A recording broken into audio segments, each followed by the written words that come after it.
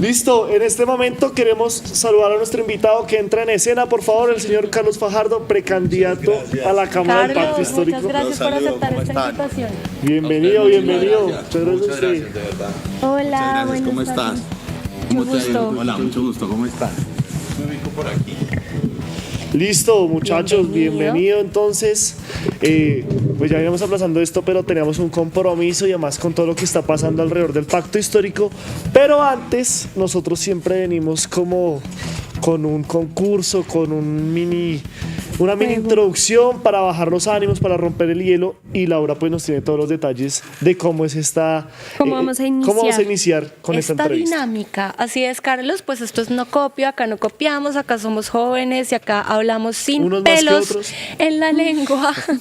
Entonces vamos a empezar con esta pequeña dinámica. Hay un jueguito que yo creo que la mayoría de nosotros jugó cuando era como adolescente y es como esto de coger, cazar, matar, ¿no?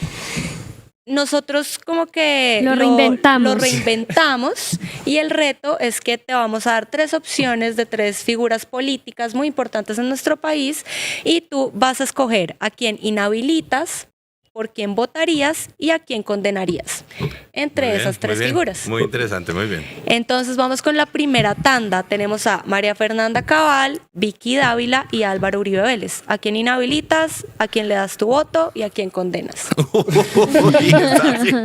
Me tiraron a matar.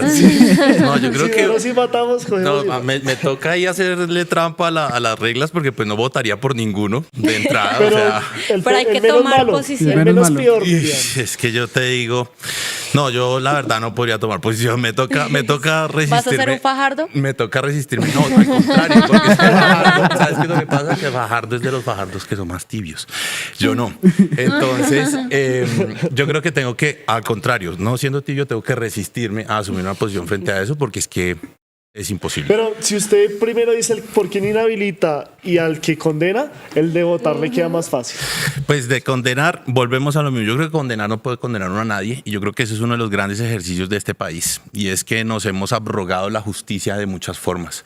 Ustedes venían hablando ahorita con la presentación que estaba prestando mucha atención sobre la Junta de Narcotráfico y al final es la transformación de un narcotráfico que lleva desde 1970 haciendo exactamente la misma historia, más evolucionado, tecnificado, con criptomonedas, etcétera. Pues la misma Oiga, figura, nos faltó es hablar el de las mismo criptomonedas, modelo. sí. Es el mismo modelo. Yo dije, Entonces, ¿Sí? Ah, perdón. tú estabas por allá, 15. sí, escuché que hablaron de los criptoactivos manejados por los rusos. Así es. Entonces, yo creo que ese es uno de los grandes problemas de este país, que seguimos abrogándonos la justicia cuando la justicia existe en este país. Y es un poder. Pero ese es un juego, Carlos. Vamos a ver. Netamente como por ponerlo ahí, de los 3, ¿cuál es peor?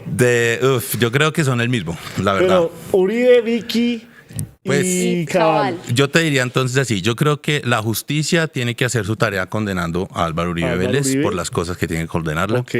Yo creo que a Cabal tendrían que inhabilitarla. No es mi autoridad, pero de muchas formas ella ha transgredido el respeto a los contrincantes, ha inventado cosas sobre el presidente, ha inventado cosas sobre los diferentes participantes políticos y eso le debería ameritar una inhabilidad, por lo menos moral, en la sociedad. Y no habiendo más, votaría por Vicky. Así es. Y no habiendo más, votaría por Bolívar. Bueno. Vamos con el Bueno, y segundo vamos ya con escenario. la segunda tanda. Esto está un poquito más fácil. Miguel Polo Polo, Quintero, Daniel Quintero o Sergio Fajardo. Polo, Quintero. Bueno, lo mismo. Yo creo que ahí hay unos temas. Yo condenaría y repudiaría fuertemente a Polo Polo por lo que hizo con el homenaje de las madres de Soacha. Sí. Tenaz, una vergüenza. Yo lo condenaría y creo que es el peor acto de violencia. En un país violento, yo creo que lo que hizo Polo Polo es un acto simbólico de profunda violencia. De unas madres que además nos están dando un curso de paz. Literalmente. Un curso de paz, porque desaparecieron 6.402 pelados inocentes y ellas no han levantado un arma contra nadie. Todo lo han hecho en resistencia pacífica, todo lo han hecho a través de la ley, de las normas, del sistema, que bueno o malo, ellas siguen creyendo. Entonces yo condenaría definitivamente a Polo Polo por esa transgresión al dolor de unas madres. Inhabilitaría. Yo creo que de pronto las cosas que se le acusan a Sergio Fajardo en Hidroituango, que todavía no se cierra, Cierto. es un proceso, lo pueden llevar a una inhabilidad. Entonces veremos cómo evolucionan esos procesos. Y también inhabilitaría, digamos, su manicaísmo político, ¿no? Como caer parado en todas y tratar de ganárselas todas de una posición neutra. En un país que necesita transformaciones profundas, creo que no es el camino que necesitamos. Y entonces le darías tu voto a Daniel Quintero. Yo le daría a Daniel Quintero el voto de la presunción de inocencia, que es un tema que pertenece a la Constitución Política de Colombia, que lo acusan de muchas cosas que pasaron en Medellín. Está imputado en este momento por unos procesos, pero en Colombia se presume la inocencia hasta que no se condene a alguien, por lo tanto hay que darle el beneficio de la duda. Bueno, Carlos. muchas Bueno, bien, gracias. bien, Muchas bien. gracias por la respuesta. Sí, al final no se fajardeó. Sí, excelente. No, nunca. Venimos Acá aquí a nadie hacer una se fajardea. transformación. Bueno, No, Carlos, aquí no. también ahí en el chat estaban preguntando quién es su merced, quién es Carlos Fajardo, y también la pregunta a nosotros, ¿por qué se quiere meter en esta vaca loca? Bueno, arranquemos por ahí y yo vengo y les traje un regalo. Yo no sé, Ay, espero que me lo reciban. gracias. Si quieres, Wow. rótalos para allá, coge el que quieras. Te lo reauto al igual que esta transmisión. Dale.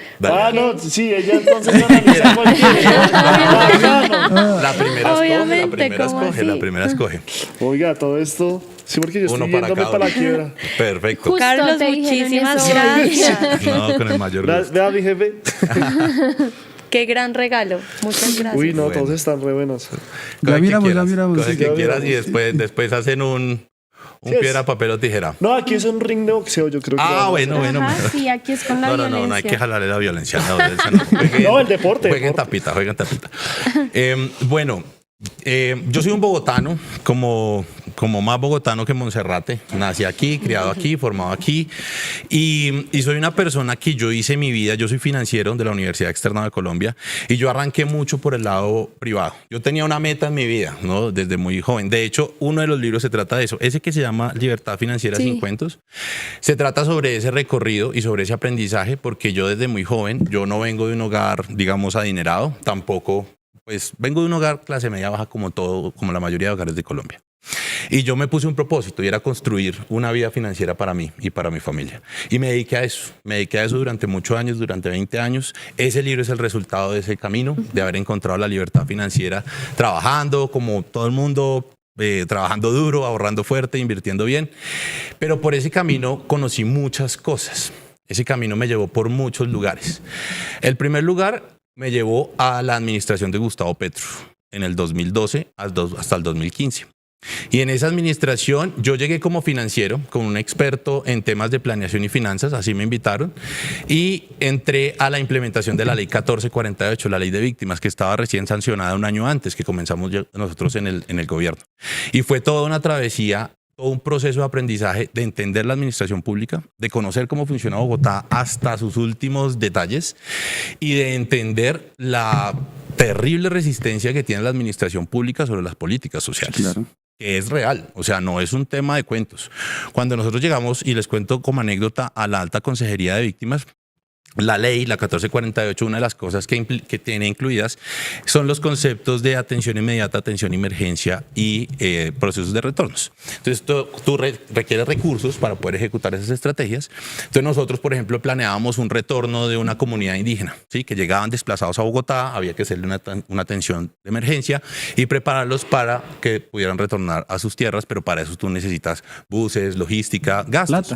Plata. Entonces, nos sentábamos, estructurábamos los contratos y íbamos a la dirección jurídica de la Secretaría, le decíamos, vea, la ley dice que hay que contratar unos buses y toda la cosa, y el funcionario nos decía, ¿y yo por qué tengo que sacar plata de Bogotá para gente que viene del Cauca? ¿Y yo por qué tengo que sacar recursos públicos de Bogotá para pagarle reparación de gente del Meta? ¿Y por qué tenemos que atender a otros indígenas? O sea, era un tema tan extraño para la administración pública, la ley 1448 cuando salió. Todavía lo sigue siendo, sí. Y hay una resistencia. Y el que ordenaba el gasto, el que firmaba el contrato, dice, yo no firmo. No firmo y no firmo. Pero señor, se están muriendo de hambre. No, me echan, pero no firmo. Entonces eso fue todo un proceso, no solamente de entender, sino de hacer un montón de pedagogía. Y yo creo que esa es una de las grandes tareas que tiene pendiente el país, la pedagogía política, la pedagogía de la sustancia del derecho. Usted vio esa necesidad y dijo, Yo quiero meterme en esa vaca loca. Claro, entonces ahí metido en la necesidad, estuvimos en procesos muy bonitos, creamos los centros Dignificar, apoyamos el desarrollo del Centro de Memoria Distrital. Fuimos los que atendimos la emergencia en Veras, yo no se acuerdan ustedes, en el Parque Tercer Milenio, casi 2000 Sí. en Veras llegaron en el año 2013, si no me falta ya la memoria, ahí estuvimos Esa fue la nosotros. primera vez que llegaron porque... Y Que que fue parece masiva. que no acaba ese problema, ¿no?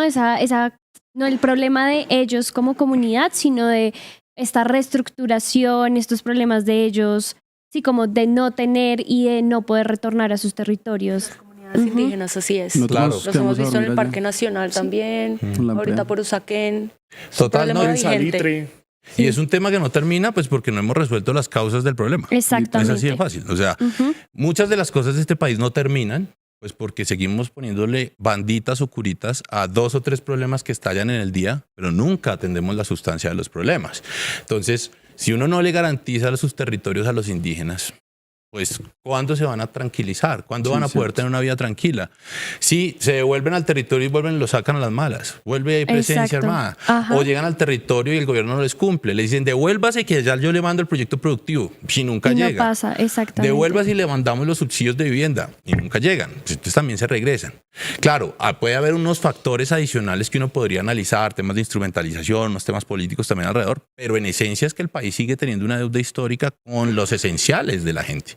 Entonces, por eso, no solamente con los indígenas, con los vendedores ambulantes, con todo el comercio informal, con el ciudadano habitante de calle, con las comunidades LGBTI, El con las adulto madres mayor. cabeza de familia, el adulto mayor. O sea, seguimos teniendo deudas y deudas históricas sociales que se siguen acumulando y después el país estalla socialmente y la gente dice es que son unos desadaptados. Pero ¿cómo me vas a Exacto. decir eso? O sea, eso es no entender lo que está pasando en la realidad. Carlos, entiendo que la aspiración a la Cámara de Representantes es tu primera vez a un cargo de elección popular, ¿no?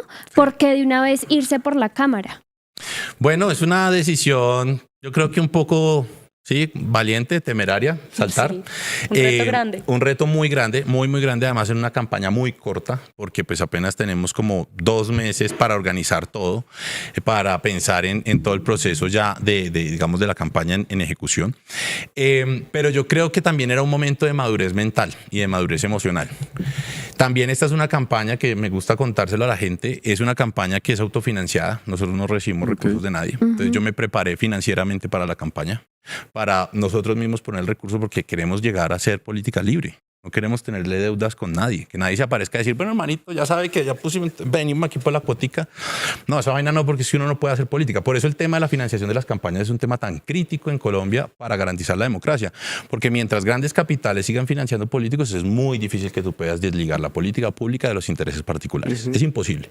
Por eso inclusive el presidente ha insistido mucho que tiene que haber una financiación pública de las campañas y eso requiere una reforma política que jamás ocurre porque no hay voluntad No política sucede, para hacer sí. ese tipo de reformas. Menos para los que tienen interés de meter plata en la política, por supuesto. Claro. Una de las banderas que hemos visto que respaldas es la del gobierno, la de precandidatos como Gustavo Bolívar, y es la Asamblea Nacional Constituyente. Esta es una de las propuestas que más genera ruido, polémica o debate actualmente, porque viene desde el gobierno, porque la han mencionado en diferentes escenarios. Entonces yo quisiera que nos contaras, Carlos, ¿por qué una Asamblea Nacional Constituyente? ¿Por qué apostarle a esto? Bueno, lo primero que hay que decir es que la Asamblea Nacional Constituyente es un instrumento democrático que está en la Constitución. Entonces, salen a decir, quiere convocar una asamblea como diciendo, se va a robar el país. Ojo que se lo está robando. Pero revise la Constitución. Ahí dice. Se puede. Asamblea Constituyente se convoca de esta forma. Hay 2 formas de convocarla, con una votación popular, o sea, recogiendo unas firmas, que es una cantidad enorme de apoyos, o convocándola a través del Congreso, diciéndole, señores Congreso, queremos hacer una asamblea, y el Congreso aprueba y se convoca. ¿Cierto? Entonces, primero decir, la asamblea es un instrumento de la democracia, o sea que citarla no es una amenaza contra la democracia, es usar la democracia, primero. Y segundo, en Colombia, yo creo que tenemos una historia y la historia hay que entenderla para poder entender la realidad actual. Colombia, desde la época republicana, desde la época, digamos, de la independencia más bien, ha tenido un sinnúmero de constituciones, muchas constituciones, hasta el 86, que fue la más larga, que duró 100 años. Cada una de esas constituciones tiene una característica particular y es que fue redactada y construida por el mismo grupo de poder. O sea, independiente como se ha conformado, si se conformó como república, cuando fuimos un Estado federado, todo. Si ustedes la leen, cada constitución es el reflejo de unos intereses particulares de un grupo donde no ha habido representación de las bases populares. Nunca. La única constitución que se construye con representación popular real es la Constitución del 91. O sea que si yo hago un análisis en lo que significa la democracia, que es la participación de todos, pues Colombia tiene democracia apenas hace 30 años.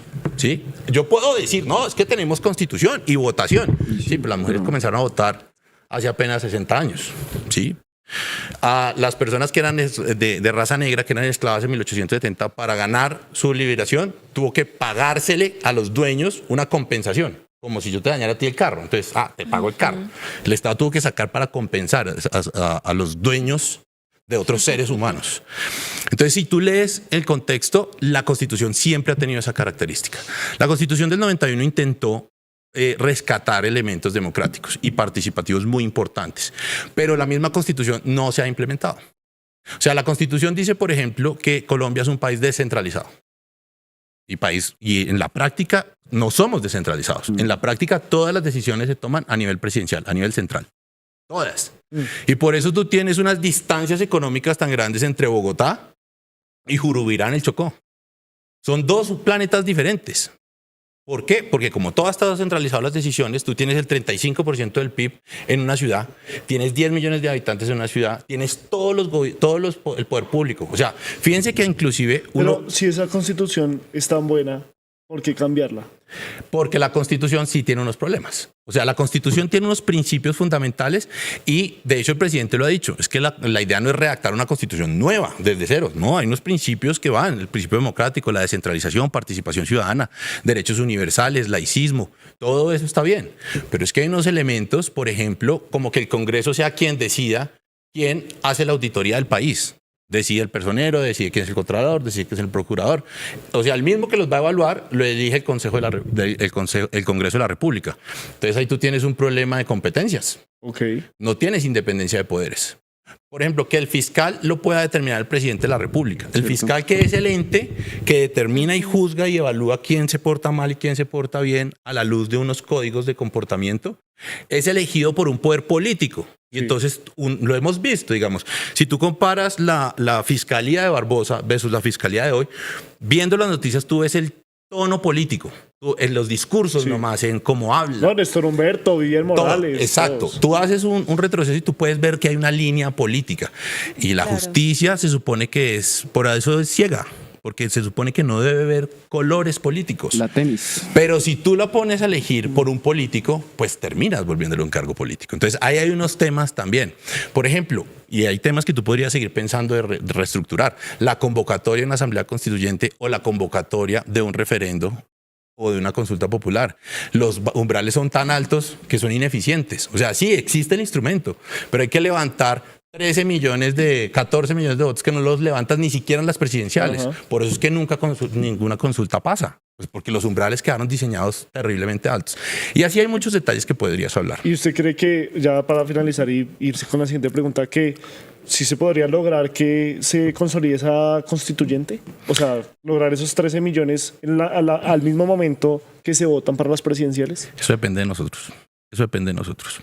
Si nosotros como ciudadanos nos convencemos que necesitamos hacer un cambio y lo promovemos, la logramos. Pero si todavía seguimos peleando ahí con los temas mediáticos y con los pequeños asuntos, que yo creo que ese es el gran, ¿cómo lo diría yo? Como la gran discusión o el gran problema que nos ha metido la forma como se maneja la comunicación en este país, y es que nos encierra en los debates chiquitos. Nos encierra en el detalle de la ley, en la coma, nos encierra ahí y no estamos dando la discusión de país.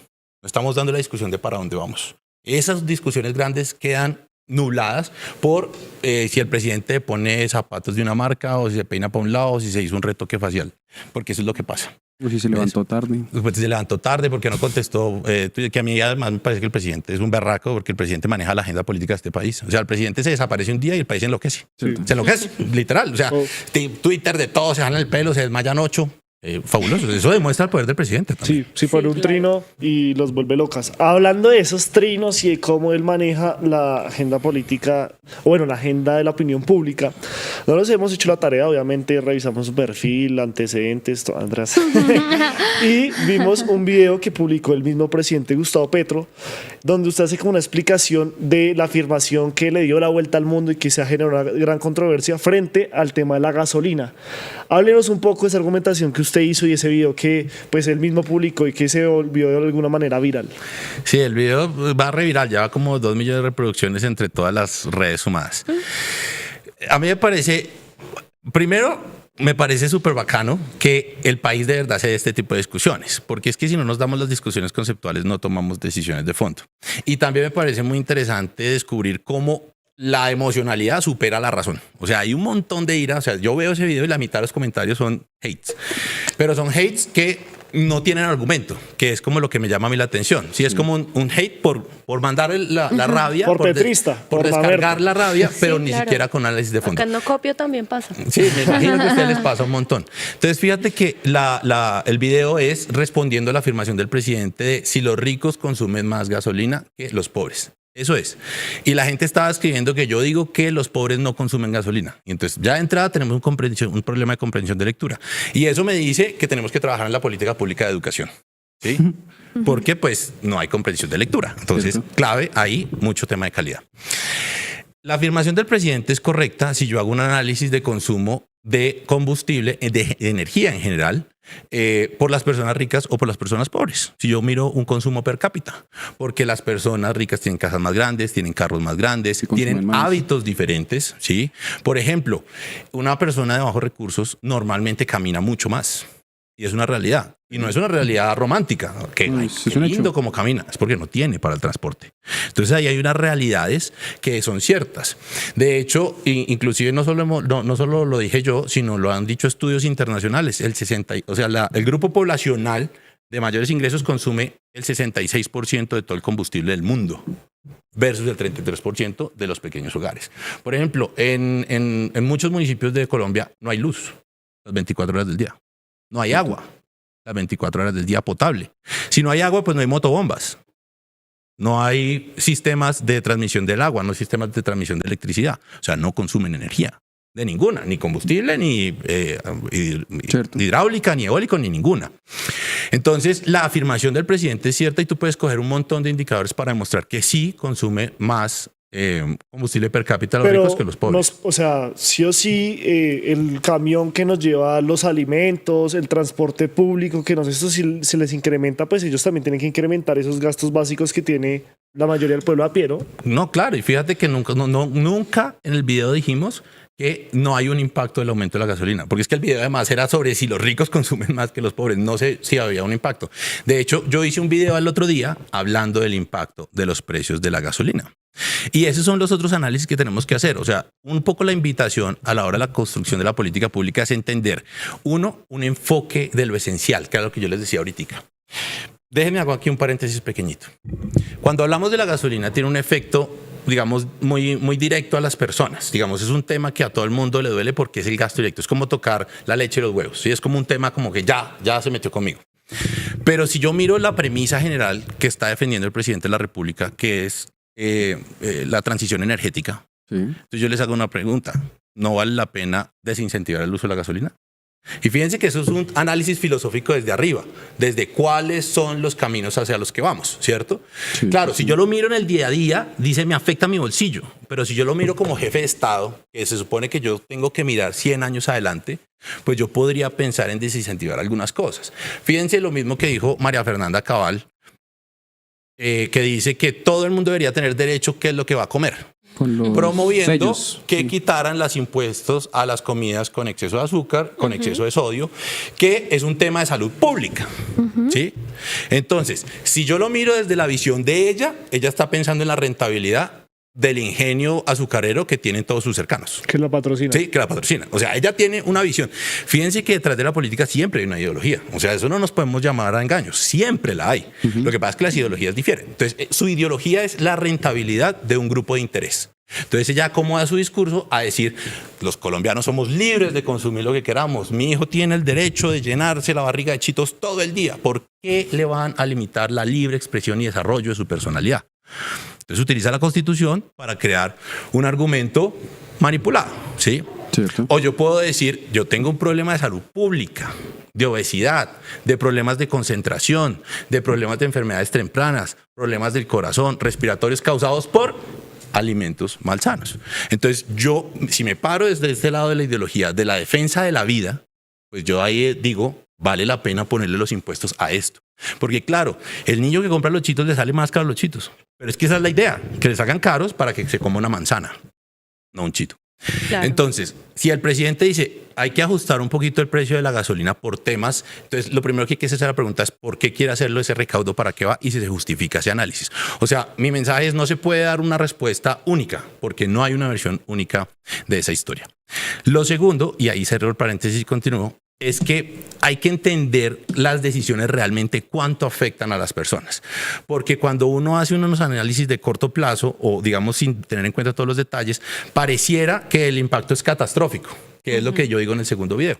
Entonces, pensemos sobre el tema de la gasolina y hablemos sobre eso. La propuesta de la reforma tributaria es que se aumente el IVA a la gasolina en un componente de la gasolina. Entonces fíjense que ahí ya comenzamos a cambiar el discurso. ¿Qué sale a decir los medios? La gasolina 19%. Entonces la gente hace cuentas. Uy, como 3.000 pesos más la gasolina. ¡Pum! Ya de entrada usted calentó el tema. Pero resulta que es un IVA sobre uno de los componentes que apenas representa el 57% del costo de la gasolina, que es el precio al productor. Entonces ya no son 3.000 pesos de incremento de gasolina. Allá vamos en una fracción mucho más chiquita, que es como de 1.000 pesos. Y si yo cojo la CPM es como de 500 pesos. Si yo cojo 1.000 pesos sobre los 16.000 pesos que valgan los de gasolina es un incremento del 7%. Ah, ya no es del 19%. Fíjate ahí cómo comienza a transformarse la cosa. Claro, muy importante esa aclaración. Y si tú sigues analizando el tema, entonces tú dices, tu ejemplo, el camión. Bueno, muy bien, el camión va a ser un poquito más costoso. ¿Cuánto? Entonces la pregunta es, si yo le subo el precio de la gasolina, ¿cuánto se afecta al precio del aguacate? ¿Sí? Entonces, coge un aguacate. Entonces voy a decir, un aguacate vale 5.000 pesos, por nombrar cualquier cifra. Pero los 5.000 pesos del costo del aguacate son gasolina. No, ahí está el margen del minorista, el margen del mayorista, los costos logísticos, los costos de producción, todo está dentro de esos 5.000. Entonces, ¿dónde le pega la gasolina? La gasolina te pega en la logística y un poquito en la producción, las guadañas, etcétera, las motobombas, plantas eléctricas. Entonces, fíjate que la gasolina es solamente un insumo de esos 5.000 pesos. Si yo descompongo el precio, es una pequeña parte de esos 5.000 pesos que puede representar, exagerando. Yo hice las cuentas, búsquenlo en Twitter, ahí yo hice un cálculo matemático de cómo se calcula eso, y a mí me da que el efecto en el precio final del aguacate es del 0.62%. O sea, si aumentamos la gasolina al IVA, el efecto final es la inflación de los bienes que los afecta la gasolina. Porque ojo con eso, no todos los bienes se afectan con el precio de la gasolina. Por ejemplo, los servicios de consultoría. Pues son casi insensibles a la gasolina. Son los productos con logísticas complejas, Claro. como los alimentarios, sí. que le pega a la canasta familiar. Pero el efecto final es del 0.62%. Entonces, si hay un efecto inflacionario, la respuesta es sí, sí la hay. Es una catástrofe que el país se va a ir por el barranco y la gente se va a morir de hambre y nos vamos a matar como en un apocalipsis zombie. No. Bueno, gracias por esa aclaración, Carlos. Y pues en esta entrevista cada vez nos vamos adentrando más en lo que es este tablero político, ¿no?, que tenemos de cara a las elecciones del 2026, que está bastante caldeado, y en medio del pacto histórico y la Colombia humana, pues está bastante caldeado también. Pero antes de empezar con esas preguntas, cuéntanos, bueno, tú eres precandidato a la Cámara de Representantes por el pacto histórico precisamente. Cuéntanos por qué pacto histórico y cómo fue tu paso por la Colombia humana, por la Bogotá humana precisamente. Bueno, el pacto, yo llego al pacto es porque yo creo en Petro. Okay. Digamos, mi convicción arranca desde él, desde la persona. Desde la persona sin una visión engrandecedora ni de idolatrar a nadie, sino porque entiendo que el tipo entiende el mundo y entiende lo que tiene que pasar por el país. Por eso es que los grandes economistas de este país, ministros, miembros de la Junta del Banco de la República, empresarios, cuando llegó Petro al poder, dijeron, hermano, salgan a correr ya. Ya, porque esta vaina se fue para el barranco. Y amigos míos que conocí en el mundo de las empresas, gente con mucho billete, agarró y se fue y compró dólar a 5.000 y hizo la maleta. Y es que ni se despidió. Cuando mandó la foto ya estaba en Miami, como si hubieran visto quién sabe qué. Y hoy el dólar está bordeando los 3.900. O sea, bien por ellos que acabaron de perder como un 30% de su inversión. Porque el presidente sí entiende de economía. Y como él sí entiende de economía, pues para él es fácil calcular lo que va a pasar con ciertas decisiones, mientras que los otros no están hablando de economía. Utilizan la economía para echar discurso político, que son dos cosas diferentes. Es manipular las cifras para decir, sí, todo va a ser un desastre, cuando la realidad es que el desempleo está al más bajo de los últimos 25 años, tenemos la inflación controlada, dólar a 3.900, de turismo creciendo exponencialmente, agro creciendo exponencialmente. O sea, si quieren metérsele al presidente por el lado económico, salen trasquilados, la verdad, trasquilados. Entonces, hablemos de la Bogotá humana. Yo creo que la Bogotá humana nos dejó una experiencia muy importante para que debemos entender como país. Gustavo Petro le apostó en la Bogotá humana unos proyectos sociales ambiciosos y novedosos para Colombia, porque hay muchas cosas que Petro propone que no son nada novedosos, es como lo mínimo, ¿no? Como que le paguen a los soldados un salario mínimo. Pues es que por eso se llama salario mínimo. Nadie debería ganar menos que eso. Entonces, no es innovador que pague eso, pero es lo mínimo y los que se juran de derecha, que aman a las fuerzas militares, nunca les subieron el salario. Entonces, esas son las contradicciones. Entonces, Petro saca proyectos como los CAMAT, por ejemplo, que eran servicios, digamos, móviles para atender población dependiente de sustancias psicoactivas y ciudadanos habitantes de calle, para llevarles un plato de comida, para que se bañaran, para una atención médica, un acompañamiento psicosocial. Lo básico que usted le daría a cualquier ser humano, usted lo haría. Petro dejó armado el metro subterráneo. Los estudios, 120.000 millones pagaron con el BID para los estudios del metro subterráneo. Un montón de programas con jardines infantiles, un montón de programas de alimentación. Cuando salió Petro el 31 de diciembre del 2015, al 1 de enero del 2016 acabaron con todos los programas. Con todos. ¿Y usted participó en esos programas? Yo participé en el programa de víctimas, en mi programa de víctimas, que también lo han venido desmontando poco a poco. La alta consejería todavía existe, pero no tiene la robustez que tenía nuestra. Pues usted dijo, bueno, este man me gusta, hizo acercamientos y se vinculó directamente con él en ese programa. Como te digo, yo llegué invitado a la Bogotá humana como experto financiero y de planeación, y ahí me fui metiendo cada vez más. Yo trabajaba en una dependencia de la Secretaría General, entonces yo me veía con el alcalde, con Petro, muy de vez en cuando en los consejos de gobierno, etcétera, que se hacían en Bogotá, pero entendiendo las lógicas. Y lo que está haciendo como presidente es un poco replicar lo que intentó hacer en Bogotá y no pudo. ¿Sí? Por ejemplo, como el tema de Basura Cero, que es el programa, Basura Cero es el programa que necesita la ciudad para solucionar el problema de basuras, porque es vincular a los recicladores en la cadena, es hacer públicos los sistemas, es quitar el concepto de negocio y garantizar el derecho. Ese es el camino que necesita. Bogotá casi lo crucifican por eso, le clavaron una multa millonaria. Yo creo que a ningún corrupto de este país le han puesto una multa como la que le ha puesto Petro. O sea, yo nunca he visto a otra persona del país que le ponga una multa de 170.000 millones de pesos, eso ni a los Nuli. Y Carlos, ya que estamos pasando con Petro, ¿por qué Bolívar? ¿Por qué unirse de cierta forma a este precandidato y cómo nace esa historia con Gustavo? Con Gustavo Bolívar, de hecho, yo llego tengo una historia muy corta, digamos, porque yo venía trabajando cercano del movimiento de la Colombia Humana, aportando también en procesos políticos y en procesos, digamos, de construcción de política pública.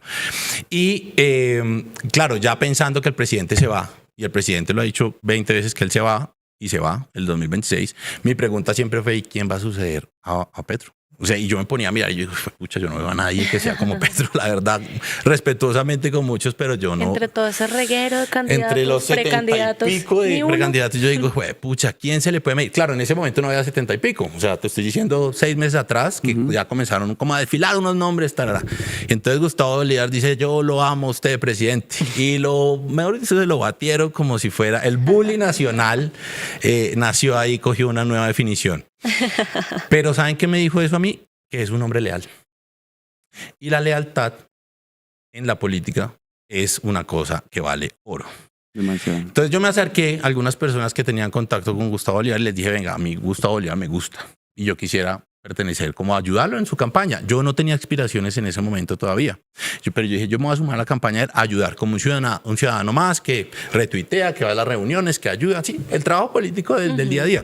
Y conociéndolo un poco más, acercándome a su vida, Gustavo Bolívar es un tipo del día a día, es un tipo como nosotros, es un tipo fresco, un tipo tranquilo, es un tipo que realmente quiere hacer las cosas que el país necesita y es un tipo que además no necesita el poder, no necesita el dinero, no lo necesita. O sea, él se está metiendo en este berenjenal por elección. Un poco lo que me pasa a mí. Yo también me meto en este berenjenal y en mi casa me decía, pero ¿para qué se mete en eso si usted vive divinamente? Yo, pues loco que es uno. Sí, pero Sí, pues para una allá va. vaca loca literal. Sí, una vaca loca literal, donde está comprando una intranquilidad, pero es que realmente tenemos es un propósito, claro, y es real. Tenemos un propósito de cambiar el país, ¿sí? Tenemos un propósito de realmente trabajar por esta nación. Y yo creo que Bolívar es la persona más leal a ese programa del progresismo. Yo tengo mucho temor que alguien se haga elegir con las banderas de Petro y no continúe el programa. Y en ese curso él le dijo, venga, ¿y por qué no se lanza la cámara? No, él no me lo propuse. Yo tuve como una iniciativa personal y yo comencé a mirar y yo dije, bueno, yo creo que aquí puede haber una oportunidad. Creo que es mi momento, sentí que era mi momento y hablé con un par de personas importantes en el tema político, lo consulté y me dijeron, pues usted está muy biche. Me lo dijeron así de frente, usted está muy biche, pero usted tiene una trayectoria de otra, digamos, de otra sustancia, porque usted es emprendedor, usted fue docente universitario muchos años, usted es escritor, inversionista, usted entiende muy bien del país. Entonces me dijeron, usted tiene unas cualidades, pero le falta la trayectoria política. Entonces, si quiere, inténtelo, hágale. Me dijeron. Yo hablé con Gustavo, le dije, Gustavo, ya estando trabajando en la campaña, le dije, Gustavo, anoche pensándolo con la almohada, creo que me quiero lanzar, ¿tú qué opinas? Y Gustavo me dijo, hermano, si usted se siente con la fuerza, hágale. Y yo dije, arrancamos. Y nos metimos en la tarea. Bueno, ¿cuál sería, Carlos, el panorama si Gustavo Bolívar no llegara, por ejemplo, a ganar la consulta que se viene en unos meses? ¿Qué sigue? No, ese panorama no va a pasar, Gustavo. Gustavo va a ganar. No está Manifestando. contemplada esa opción. Sí, no está contemplada esa opción, no hay plan B. O sea, el plan A es Gustavo Bolívar y ya. El plan A y el B de Bolívar. Ok. Ok. Sí. Y Pero, o sea, ¿no apoyarías a al candidato que quede en la consulta? Yo creo que hay que hacer un ejercicio y es el acuerdo del pacto. Y todos los candidatos nos hemos alineado al acuerdo del pacto. Y es el que gane, vamos con él. Ok. Y Gustavo lo ha dicho y Gustavo nos lo dice Sí, a nosotros en nos lo campaña. dijo acá también. Porque Gustavo, lo que les digo, Gustavo es un tipo leal. Gustavo es un tipo que si él dice algo, es lo que él va a hacer. Y él dijo desde el principio, si gano yo, por favor me cargan la maleta. Pero si yo pierdo, dígame cuál es la maleta que hay que alzar y yo soy el primero que la estoy levantando. Y lo mínimo que podemos hacer es seguir el ejemplo. ¿Y cómo ve sus candidatos? Porque vemos a un Iván Cepeda, a una Susana Muhammad, pero también hay ciertas rencillas, hay que decirlo, todo el mundo hoy pisa Gustavo Bolívar contra Quintero, pero con María José Pizarro tampoco es que lleven los mejores amigos, no son, hasta incluso enemigos se podría nombrar, pero ¿usted cómo ve esos candidatos presidenciales del pacto histórico y si cree que están divididos? Bueno, yo lo primero que tengo que decir es que me encanta que los mejores candidatos en toda esta contienda son todos del pacto. O sea, si yo hago un análisis de los 70 y pico candidatos, yo los que veo en los 5 primeros lugares, todos son del pacto. Entonces, eso ya me llena mucho de orgullo, no solamente por contar con personas muy bien preparadas, sino porque la ciudadanía lo está reconociendo. Y que eso es al final lo que vale. O sea, yo puedo estar re preparado, pero si la gente me dice, no, pues usted no votaría nunca, pues me voy a mi casa a seguir escribiendo porque no voy a conseguir los votos que necesito. Entonces, eso me encanta. Donde llegan cada uno, inclusive hablándolo y reconociendo las otras campañas que están haciendo bien su tarea. Donde llega Carolina Corcho, la gente se paraliza a tomarle fotos, a saludarla, a decirle que va a ganar, a darle apoyo, a hacerle hurras. Una belleza. Donde llega María José, la apoyan. Iván Cepeda llena auditorios donde va. Él dice, Iván Cepeda se presenta, última presentación, Estadio El Campín, llena. Porque Iván también es un gran hombre que tiene una gran historia. Y entonces la gente está conectada con él. Y lo mismo le pasa a Gustavo. Gustavo está recorriendo todo el país y municipio donde llega le toca hacer 3 reuniones. Programan una y le toca hacer 3 porque no cabe la gente. ¿Eso qué me dice? Que el país ya reconoció que la fuerza política más grande es el pacto histórico. Eso es una realidad. Ahora, dentro de los candidatos del pacto histórico, yo creo que cada uno tiene su perfil y ahí es donde la gente tiene que decidir. Yo veo que, por ejemplo, Iván es un hombre intelectual. Es un hombre tranquilo, es un hombre mucho más sosegado en su discurso y en sus formas en general.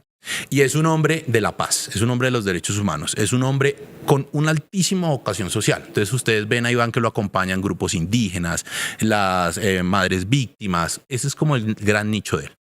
Carolina es más técnica, Carolina es más de la política pública, Carolina es más del análisis del número. Entonces tú la ves fuerte, por ejemplo, en temas de salud.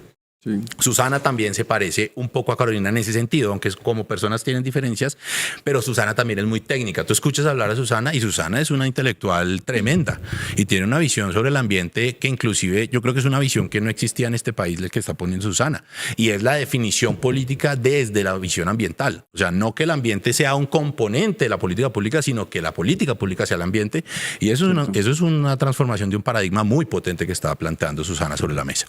Y hablando ya, Carlos, de los candidatos a Cámara y Senado, cuéntanos tú, pues que quieres ingresar a este terreno, a esta vaca loca, como ya lo hemos dicho, ¿cómo funciona? ¿Cómo es el tema de octubre también para los candidatos a Cámara y Senado? ¿Cómo van a ser estas listas del pacto histórico? Listo. Entonces, antes de eso, déjame te cuento lo de Gustavo para poder llegar a ese punto. Claro. Para mí, Gustavo es un hombre más universal.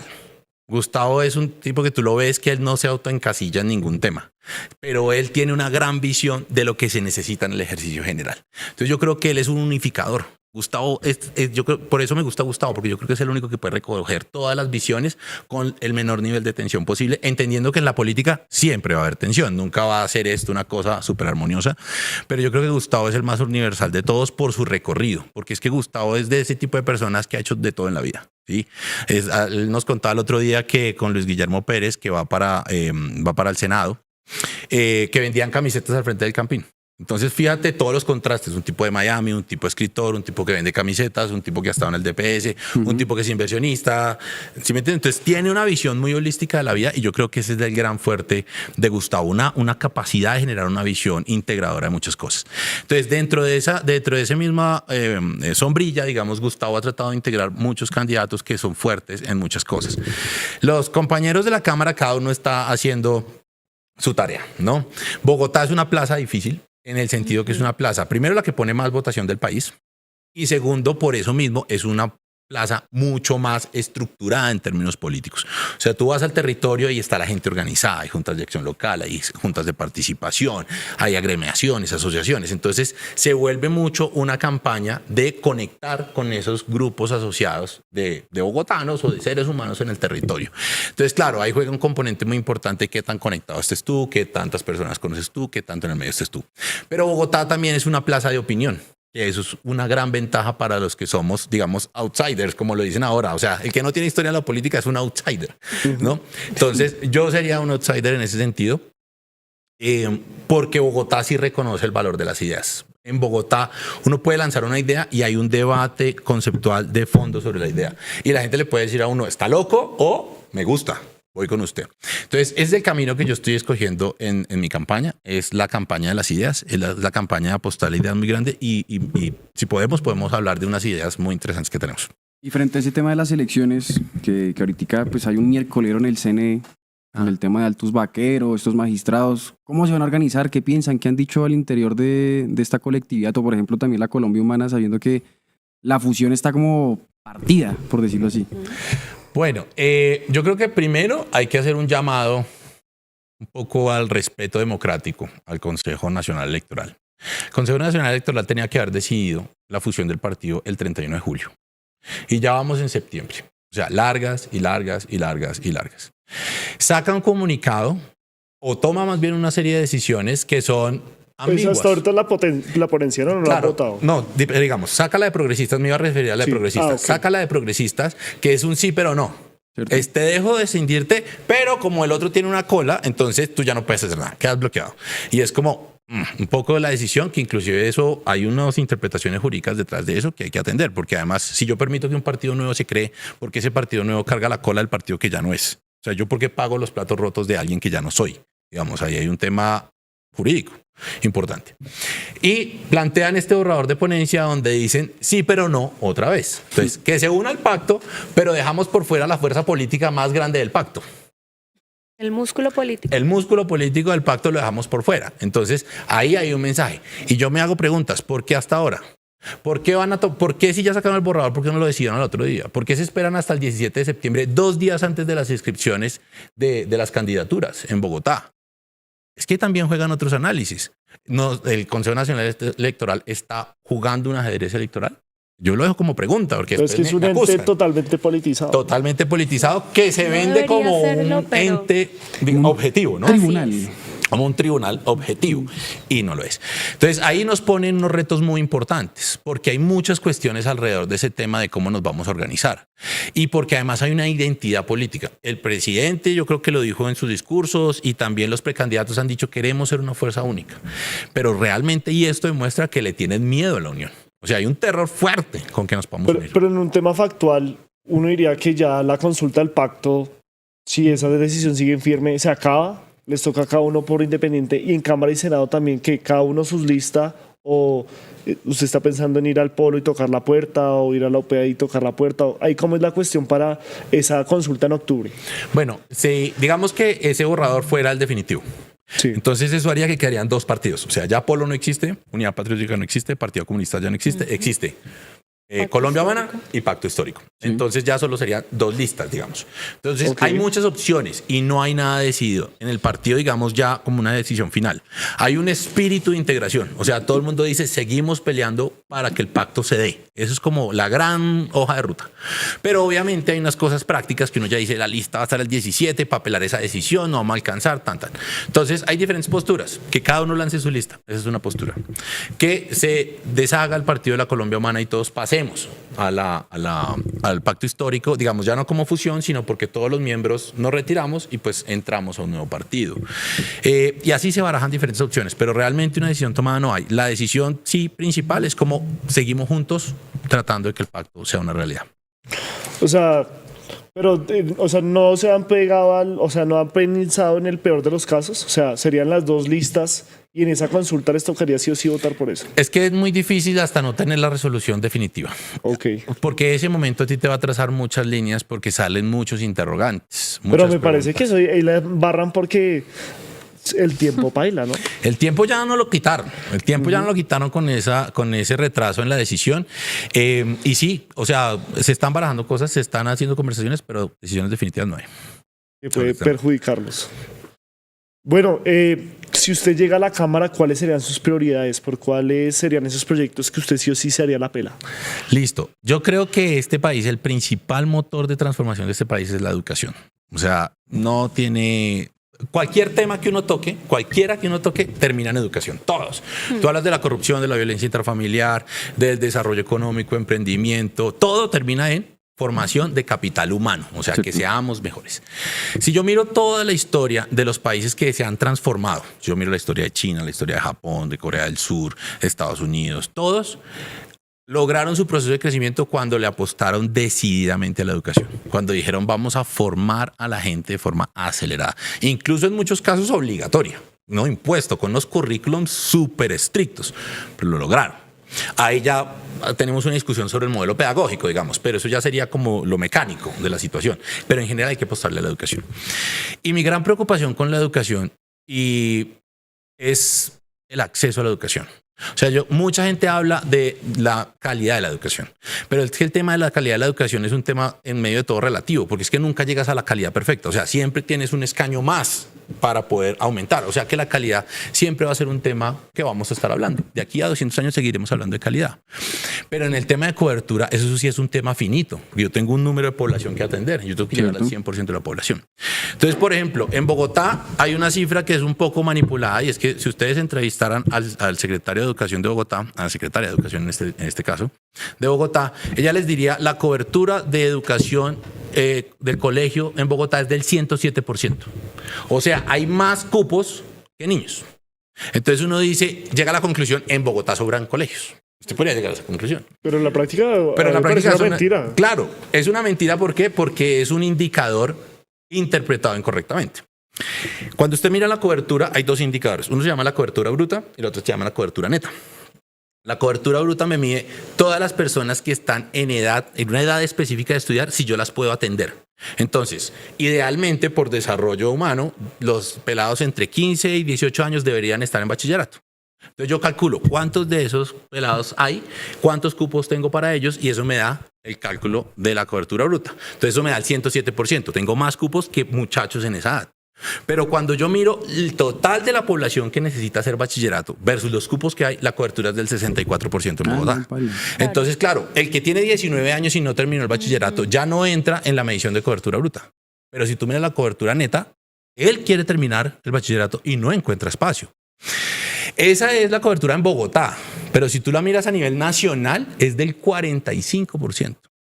O sea, 1 de cada 2 pelados no tiene espacio para terminar el bachillerato. O sea, es que ni siquiera hablemos de doctorado ni máster, el bachillerato. No porque no quiera, porque no encuentra lugar donde estudiar. Y ese cálculo no estamos teniendo en cuenta el efecto de los colegios privados, que los colegios privados le hacen un poco la tarea al Estado, del papá pagando de su bolsillo la educación. Entonces el Estado como, bueno, este ya está cubierto, entonces yo me atiendo a los que no están cubiertos. Pero si tú miraras a todo el país, si quisiéramos tener el modelo de educación británico, donde el 94% de los estudiantes van a colegio público, 94%. O sea, de todos los estratos van a colegio público. Es una minoría y normalmente las minorías que van a colegios privados son minorías religiosas, normalmente. O sea, padres que quieren educar a sus hijos en unos modelos educativos particulares. O sea, usted pondría una reforma a la educación. Sí, entonces la reforma... ¿Y cómo sería? La reforma a la educación se llama educación sin barreras. Vamos a eliminar todas las barreras a la educación. ¿Cuáles son las barreras a la educación? Entonces ya les mencioné una. La primera es disponibilidad de cupos. O sea, que todos los pelados puedan entrar. Pero la disponibilidad de cupos tiene 2 caras. Uno, el tema de capacidad profesoral, porque a veces ni siquiera es en tema de instalaciones, es tener más profes para poder hacer más turnos y poder atender más niños o poder ampliar la capacidad de la institución. Pero el segundo es el tema de territorialización, que es un problema gravísimo en Colombia. Como Colombia, ¿se acuerdan cuando arrancamos la conversación y dijimos Colombia debería ser un país descentralizado, pero es un país centralizado? Entonces yo miro, hago el zoom en Bogotá y en Bogotá hay unos colegios de envidia. Acabaron de inaugurar uno en Kennedy, un colegio de 5.000 metros cuadrados, con teatro, con una belleza de colegio público. Pero si yo me voy a la Guainía, no hay colegios. O sea, es que ni siquiera es que sean de menor calidad, es que no hay. La cobertura en Guainía es del 4%. 4. O sea, de cada 100 jóvenes, 96 no pueden ir al colegio. O sea, eso es otro país, eso es otra realidad, eso es otro mundo. Total. Entonces, la cobertura necesita territorialización. ¿Qué es lo que está haciendo Petro? Está abriendo una universidad en el Tarra, en el Catatumbo. Y le dicen, pero mucho loco, ¿por qué no metió la plata en Medellín? Porque es que Medellín ya tiene universidades. Allá no hay ni una. Llevemos una allá. Pues llevaría la educación a los lugares de la Colombia profunda que se Claro, dice. entonces fíjate que cobertura. esto está muy relacionado con un análisis de la política pública y su concepción. El modelo neoliberal, digamos, más allá de la discusión más política de esa conversación, hablando, digamos, teóricamente lo que significa el neoliberalismo, es la defensa del uso eficiente del recurso. O sea, eso es lo que piensa el neoliberalismo. Hay que dejar que el privado tome decisiones porque el privado, como es individualista y es egoísta, pues toma decisiones en función de la rentabilidad y él optimiza el uso de los recursos. Esa es la lógica con la que se creó la política pública en Colombia. Entonces tú coges y dices, bueno, ¿qué es más óptimo? ¿Atender a un niño en el barrio o hacer un megacolegio en la mitad de la localidad y que todos los niños lleguen? Entonces, en términos financieros, es más rentable tener un gran colegio, porque tú haces una sola infraestructura, metes un montón de colegios, te ahorras un montón de costos logísticos y los atiendes a todos. Y tú dices, no, de la lógica económica funciona. Pero ¿quién paga la externalidad? Pues el niño que vive lejos del colegio. Entonces, claro, tú creas el colegio muy hermoso, pero pones al niño a echarse 2 horas de llegada y 2 horas de salida, con una mamita que se gana salario mínimo y que le toca llevarla a ella al colegio porque no puede pagar una ruta. Entonces esa mamita tiene un problema de finanzas en el hogar porque no puede dedicar el suficiente tiempo a trabajar porque 4 horas de su día se va en alistar al niño al colegio. Entonces fíjate cómo el concepto de la eficiencia en la formulación de las políticas públicas nos llevó a negar el derecho. Negamos el derecho. Entonces, ¿qué dice esa política? Llevemos una universidad a tal municipio. No hay suficientes estudiantes, no vamos. Que el estudiante venga a la cabecera municipal. Entonces, niego el derecho de la educación porque no me cuadran los números rentablemente. Niego el derecho a la salud porque no me cuadran. Y en esa configuración, por ejemplo, Bogotá, hablo mucho de Bogotá porque pues estamos trabajando para la Cámara por Bogotá. En esa configuración, si tú coges un mapa, haces en Google Maps y escribe hospitales, mira todas las banderitas que se prenden, ¡pum! Todas aparecen en 3 localidades. ¿Cierto? Toda la oferta de salud de Bogotá está en 3 localidades. Está en Chapinero, está un pedacito en Usaquén y está un pedacito regado, digamos, en las zonas periféricas de ahí. Ahí está. Entonces, fíjate cómo el diseño, incluso arquitectónico, urbanístico de la ciudad, genera unos modelos segregadores súper violentos. Entonces, si yo vivo en Chapinero Alto, estrato 5 o 6, ¿dónde me queda la universidad? Pues me queda ahí al lado. 15 minutos. Queda 15 minutos. Todas las universidades de la ciudad, a excepción de un par, me quedan a 15 minutos. Todas, públicas y privadas. ¿Dónde me quedan los hospitales? Ahí, también a 15 minutos. Pero si yo vivo en Gibraltar, donde están haciendo el patio taller, ¿dónde me queda la universidad? La Hora y mierda. media. A 2 horas y media. Entonces, mientras yo estrato 6, puedo salir faltando un cuarto para las 7 a clase de 7. Desayunadito, bien dormidito, tranquilo. Pues el pelado de Bosa tiene que echarse 2 horas y media para llegar a la universidad. Y después le decimos al pelado de Bosa, ¿y usted por qué siempre llega tarde? Es que ustedes no quieren estudiar. Es que ustedes son unos vagos. ¿Ve? Pero es una organización espacial. Entonces, esa es la barrera que queremos quitar. Carlos, desafortunadamente se nos agota el tiempo, porque eso es un tema muy importante, eso también obliga a que usted vuelva. Pero, Ahí venimos. bueno, ya sabemos que, por ejemplo, algo que se da la pela es la educación, Sí. pero yo quisiera despedirlo con ese mensaje que necesita toda Colombia en este momento y, por supuesto, con miras al 2026, si quiere, mirando directamente a la cámara del tercer canal, para que pues todos sepan quién es Carlos Fajardo y por qué deben votar por él a la Cámara de Representantes del Pacto Histórico. Bueno, muchas gracias. Yo creo que el gran mensaje que tenemos que darle a los colombianos y que tenemos que darle al país es que aquí estamos en una pugna, digamos, moderna.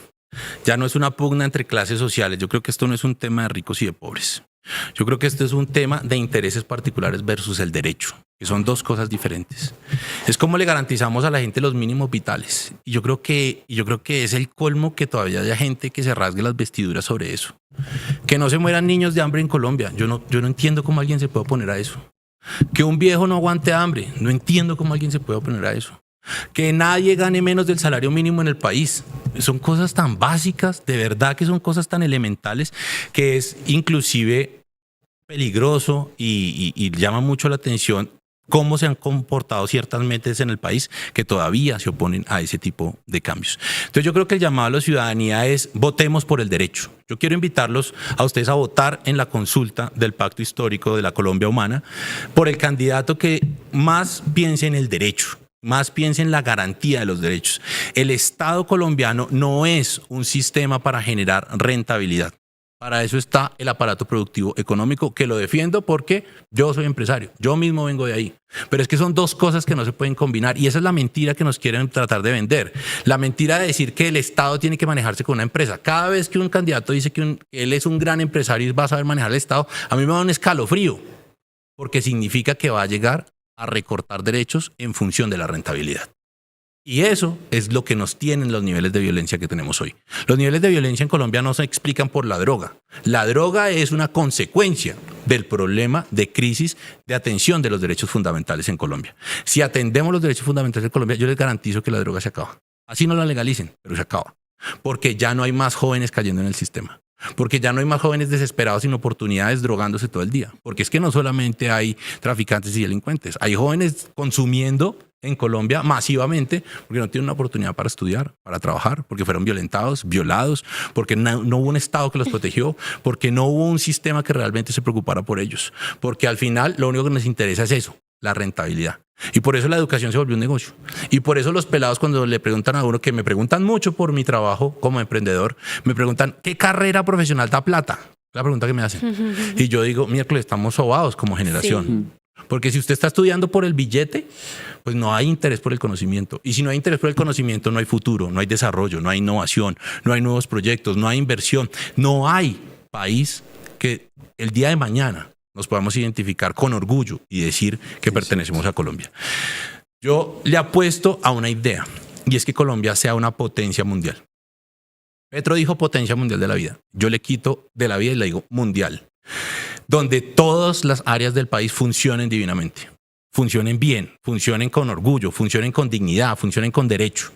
Pero para eso necesitamos trabajar mucho de abajo hacia arriba. Hay que acabar el modelo de arriba hacia abajo. El modelo donde dice, démosle la plata al empresario que él contrata a harta gente. ¿Y qué pasa? Pues eso no pasa. Uribe quitó todos los derechos laborales. ¿Contrataron más gente? No contrataron más gente. Se enriquecieron más, no contrataron más gente. En cambio, el desarrollo de abajo hacia arriba es aumentar el salario mínimo. Pagarle bien a los militares, garantizar un plato de comida en todas las casas, pagarle, como está diciendo Gustavo Bolívar, los servicios públicos a las madres comunitarias que atienden niños gratis. Digamos, por lo menos pagamos los servicios públicos, están prestando un servicio social, un servicio público, aunque sí ayudémoslos en eso. Garantizar que haya agua. 7 millones de personas no tienen agua potable en Colombia. o no tenían cuando Petro arrancó el gobierno. Hoy 2 millones de personas ya tienen agua potable, pero todavía nos faltan 5. 5. O sea, todavía son demasiados. Un montón. Demasiados. Ya sacamos 2 millones de personas de la pobreza, pero todavía quedan 5.5 millones en la pobreza. Ya hay 1 millón de estudiantes en gratuidad, pero todavía nos queda 1.5 millones por incluir. Entonces, en la carrera hasta ahora empieza. Yo lo que le digo a la gente es, Gustavo Petro no es el final del camino. Gustavo Petro solo prendió una chispa de una transformación, de una nueva generación de jóvenes, de adultos y de viejos que hoy entienden que tienen derechos y que pueden reclamarlos y que no está mal reclamarlos y que hay que decirle a la gente que no quiere esos derechos que no les vamos a hacer caso, que vamos a trabajar por el país y que nos vamos a unir. Este es un llamado a la unión por los derechos a la vida, esto es un llamado a la unión por la transformación del país y porque amemos la idea de ser colombianos en un país digno y de amor, de la política del amor. Perfecto, Bueno, Carlos, Gracias. muchas gracias. Aquí una última rápidamente, solo un nombre que nos dijo aquí un oyente. ¿Keynes o Hayek? No, Keynes. ¿Podemos hablar sobre eso? No, es que ya nos queda tiempo, Se pero, nos acabó el estaba al lado tiempo. ahí. Cíteme para la otra porque es que hay unas teorías sobre Hayek que son absurdamente falsas. O sea, sí, quedamos en deuda para por que favor, vuelvas, por favor. para Cíteme que y arranquemos con esa regreses. pregunta. Listo, bueno, Muchísimas ¿qué tal la gracias. pasó? Buenísimo, ¿Listo? buenísimo. Los felicito. qué gran Cordialmente programa. invitado. También aquí tenemos el librito. Ya saben, mañana a las 8 de la mañana, Periodismo sin Corrección. Vamos a hablar con el sargento, ¿no? Rubiano, sobre esa infiltración al gobierno Petro. Y además de esto también tendremos pues más contenido del Tercer Canal aquí en nuestro canal de YouTube y en nuestro canal de Facebook. Recuerden, somos No Copia el Tercer Canal, conectando culturas, revelando verdades.